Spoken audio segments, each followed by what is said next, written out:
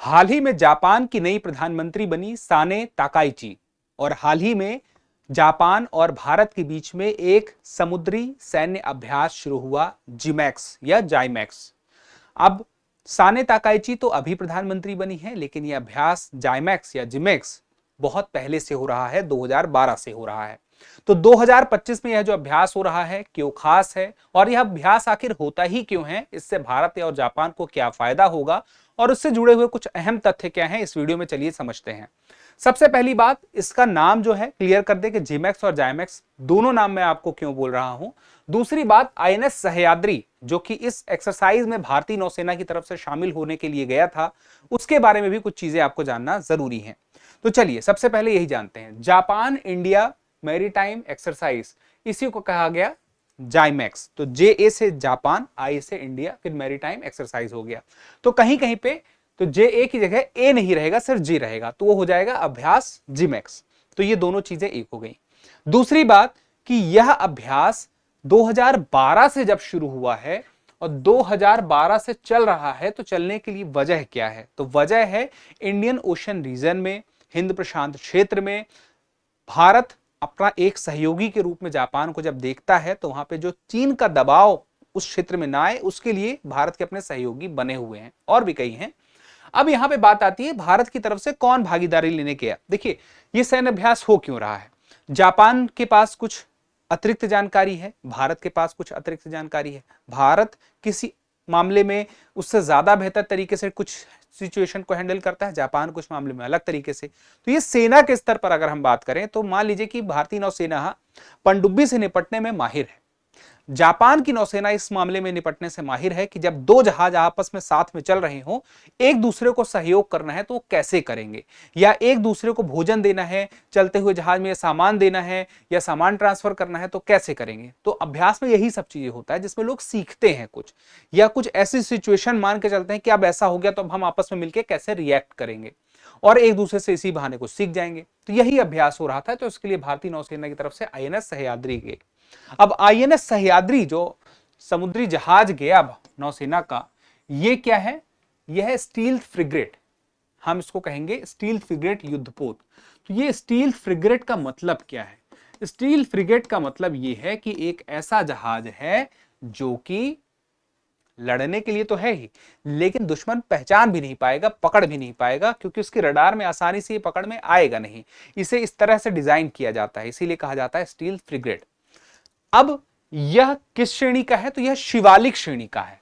तो याद रखें, शिवालिक श्रेणी है एक जहाजों की, और यह शिवालिक श्रेणी का तीसरा जहाज है। तो पहला जहाज जो है वो शिवालिक नाम से ही है, आईएनएस शिवालिक। फिर उसके बाद दूसरा हुआ आईएनएस सतपुड़ा, और फिर तीसरा हुआ आईएनएस सह्याद्री, और यह स्टील फ्रिगेट है। और इसमें ब्रह्मोस मिसाइल भी लगी है और एंटीशिप मिसाइल है। इसके अलावा अन्य कई हथियार इसमें लगे हुए हैं, सेंसर्स लगे हुए हैं, जरूरत के लिए, लड़ने के लिए सारी चीजें इसमें मौजूद है। डेक भी है, हेलीकॉप्टर को उतारने की भी व्यवस्था है, सब कुछ है। जापान की तरफ से भागीदारी किसकी रही? तो Japan maritime self defence force की रही, जिसमें जहाज असाही रहा, ओमी रहा, और एक पनडुब्बी भी रही, जिनरियो। तो ये सारी मिलके आपस में क्या एक्सरसाइज कर रहे थे? जैसे मैंने आपको बताया था कि कोई पनडुब्बी आ गई है, अब खतरा है दोनों के लिए, तो मिलके कैसे पहचानना है, उसके बाद कैसे रिएक्ट करना है, दोनों मिलके एक दूसरे को कैसे इसमें सहयोग दे सकते हैं, इस प्रकार की। कहीं दूर मिशन पे है और उसके बाद एक जहाज को दूसरे जहाज की मदद करनी है, तो किस तरह से मिलके करेंगे, उसका एक मॉक करने का प्रयास हुआ। फिर उसके बाद यह पहले चरण में, बंदरगाह चरण के पहले एक समुद्री चरण हुआ। वह समुद्री चरण होने के बाद अभी बंदरगाह चरण हो रहा है, यानी कि 2 चरणों में होता है, और ये अभी हाल ही में शुरू हुआ। 16 से 18 में समुद्री चरण हुआ, फिर उसके बाद 21 से बंदरगाह चरण हुआ, और इसके लिए योकोसुका बंदरगाह पर भारत का आईएनएस सह्याद्री पहुंचा। तो ये तो रही बात कि इस जिमैक्स में कौन सा जहाज गया, जिमैक्स है क्या, कब से शुरू हुआ, किन दो देशों के बीच में होता है, जापान की तरफ से किसकी भागी रही, क्या चरण है। लेकिन बात यह है, और ये होता क्यों, ये भी आपने जाना कि आखिर अभ्यास किया ही क्यों जाता है। अब एक सवाल यह है, क्या और भी अभ्यास भारत और जापान के बीच में होते हैं? देखिए, एक और होता है, धर्म गार्जियन नाम है। अब ये धर्म गार्जियन क्या है? धर्म गार्जियन है थल सेना का अभ्यास। अब थल सेना के अभ्यास के अलावा और कोई होता है? तो थल सेना के अलावा होता है एक वीर गार्जियन। तो ये वीर गार्जियन किसका होता है? वीर गार्जियन में वी से याद रखिए, वा से याद रखिए, वायुसेना के लिए। तो वीर गार्जियन है आपका वायुसेना के लिए। अब इसके अलावा और कोई भी है क्या? हाँ, एक और है। वो कौन सा है? वो है मालाबार। तो एक मालाबार अभ्यास होता है। ये मालाबार अभ्यास किसके लिए होता है? तो देखिए, मालाबार जो अभ्यास है वह भारत, जापान, ये दो देश तो हैं ही, और भी जो देश हैं वो है यूएस और उसके अलावा है Australia.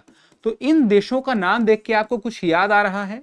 Bharat, Japan, US, Australia, इनके नाम से आपको याद आएगा क्वाड। तो जो क्वाड है, क्वाड मेंबर है, यही चार हैं क्वाड देश। तो भारत, जापान, यूएस, ऑस्ट्रेलिया, ये चार देश मिलकर कहलाते हैं क्वाड। और हिंद प्रशांत क्षेत्र में चीन का दबाव संतुलित करने के लिए इनका साथ में रहना या अभ्यास करना एक महत्वपूर्ण भूमिका दिखाता है।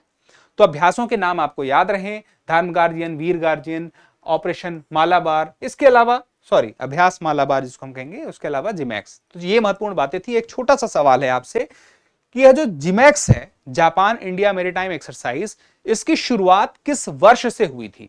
मेरा ऑप्शन ए है 2010, ऑप्शन बी है 2012, ऑप्शन सी है 2014 और ऑप्शन डी है 2018। तो इस सवाल का जवाब जरूर दीजिएगा। मिलते हैं अगले सेशन में, तब तक के लिए स्वस्थ रहें, मस्त रहें, पढ़ते रहें। धन्यवाद।